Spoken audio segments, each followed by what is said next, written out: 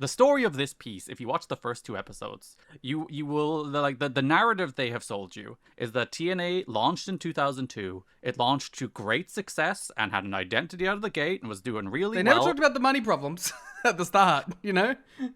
They were just like, oh, funding was pulled. They weren't like, we are hemorrhaging like fucking money. Yeah, and an external thing happened in that, like, there was the Health South scandal in which Richard Scrushy went to jail, completely separate from TNA, according to this documentary. And then funding got pulled, and little old TNA was left in the mud by that they were doing so one good. external thing. They had such a good vision. that everyone was going so great. And then that's why they had to go to the Carters, and the Carters bought the company. But like, even the framing of that felt like the Carters were like these like evil, opportunistic business people. When it's like, they didn't have to fucking give you the money, man. Like, they were like Jeff's whole thing was like, oh, you know, like, I had to, you know, make the best choice, blah, blah, blah. It's like, they gave you a shit ton of fucking money for your wrestling company that isn't making any money. Yeah, not only did they buy it from you, presumably giving you some money in exchange for the purchase of the company, they also then sank millions of dollars into it over the course of the next 5 years. So, like... And, like, to act as if you've made the only sacrifices. Yeah. I think that's what, like, the disingenuous parts of it. Because, like, I get it. Jeff did make a shit ton of fucking sacrifices for it. But it's, like, this idea of, like, oh, I had to, you know, be the good soldier, keep it chugging forward because it was all on me. And it's, like, I mean, emotionally taxing for sure. But, like... Yeah. After, like, a year, it wasn't your money anymore, man. Like, you weren't the one just sinking your shit into it. Like, you had the initial investment, which, by the way, you fucking ripped out of Vince McMahon's fucking hands. But it's like, which is based. I'm not saying it's a bad thing. You should do that more. But, like, you know what I mean? Like, it's just it feels like we're putting, like, all this, like, weight on, like, Jeff's shoulder, like, all the stuff that Jeff was burdened with, when it's like, I don't know, man. I think there was a lot of people that had a lot of investment at this point. Yeah, because it's like, it's a fundamentally dishonest portrayal of the first 6 months of TNA in particular, and a fundamentally less interesting one. Like, it completely glosses over the fact that, like, this company failed. There's no denying that. This company ran out of money. Yeah, it died by the end of August. It launched in June, and it was done by the end of August. It completely glosses over the fact that, like, the shows did not sell particularly well. The whole Jay Hassman scandal, which I would have found really interesting to go into, because it's kind of I'm surprised they didn't talk about it. That's one thing I was waiting for. Because that actually gives them, like, I thought that was, like, going to be the excuse, because that's the thing, we were sold that we were doing really well by this guy, and it turns out we weren't really doing that well. They completely gloss over that. They gloss over the fact that the company just did not have money to do well enough to sustain itself.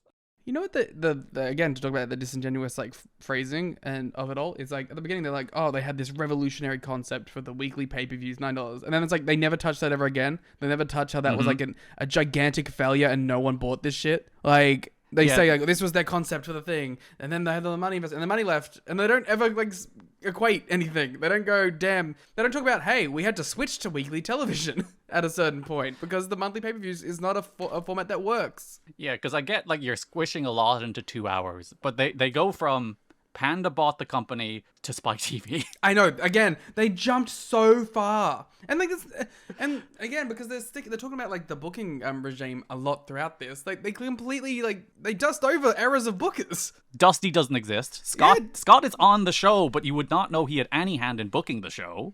There's so much of it, like. The booking elements of it, and then like they kind of really like wank up like the Cornette order of time thing, because like they've already talked about like the women's stuff, and they're like, oh, Cornette's jumping in, like, and you're like, wait, that was way before that.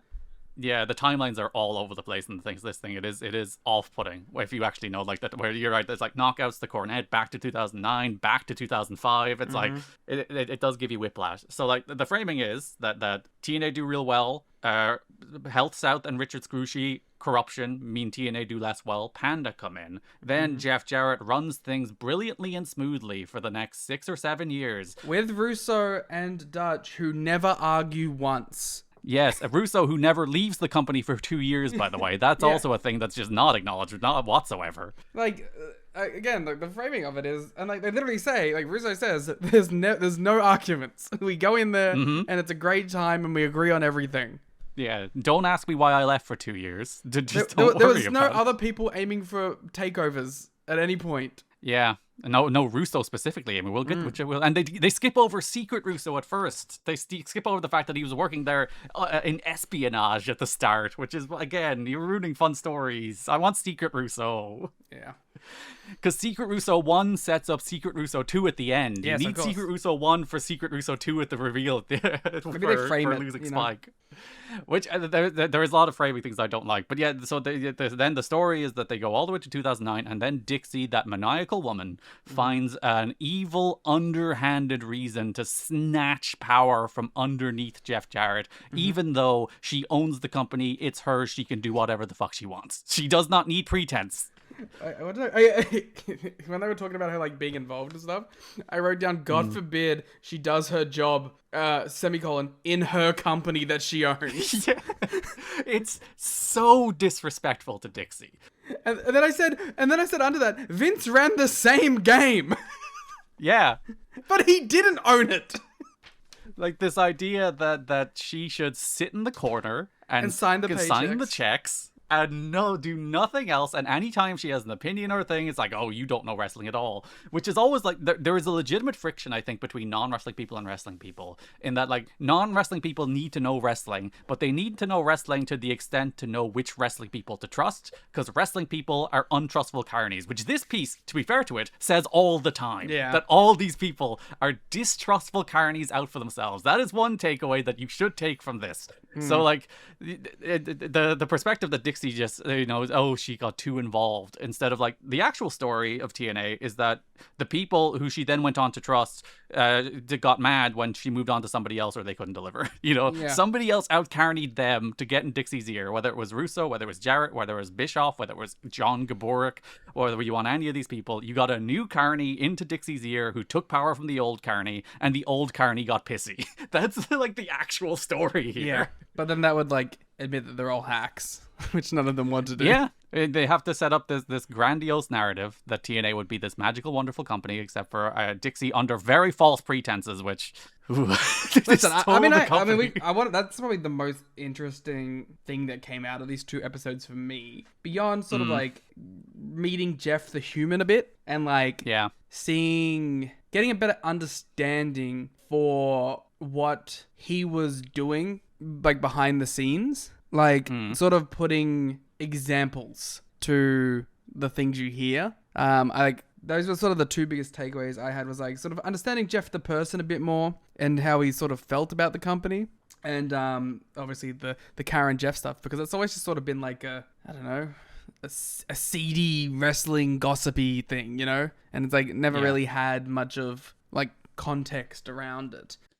What you just listened to was a preview of our full 46-minute conversation about the first 2 episodes of the TNA edition of Dark Side of the Ring. If you would like to hear the full thing, check out the Patreon link in our description.